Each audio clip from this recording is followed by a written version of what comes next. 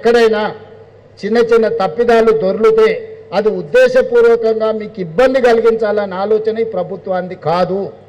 అనుకోకుండా ఏదైనా జరిగినా ఎంబడే వెనక్కి తిరిగి సర్దిద్దడానికి నేనున్నా.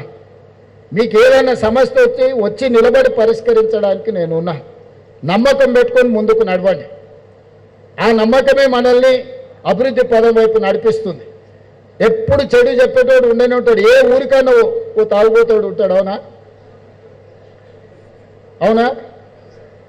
ఆ సినిమాలో ఏదో కుడి ఎడమైతే పర్వాలేదు అని పాట ఉంది కదా. ఇద్దరు రచయితలు కుడి ఎడమైతే తప్పే కాదని చర్చిస్తే అదెట్లా అని వాళ్ళు చర్చించుకుంటుంటే రాష్ట్రకు రిక్ష దొక్కేటోడు చెప్పిండట, సార్ తాగిపోతాడు మాటలు మీరు వింటారా సార్? తాగి పాడిండు ఆయన. తాగినప్పుడు ఏదో మాట్లాడతాడు, దాని గురించి మనకెందుకని. ఇప్పుడు రాష్ట్రంలో మాట్లాడేటోళ్ళు కూడా గట్లాటోళ్ళే. వాళ్ళు మాట్లాడేటి వినకండి. ఆయన ఏదో రెండేసి ఏదో మాట్లాడుతుంటాడు. రెండేసి మాట్లాడే మాటలను మనంతా సీరియస్గా తీసుకోవాల్సిన పని లేదు. మనం ఈ నగరాన్ని అద్భుతంగా నిర్మించుకుందాం.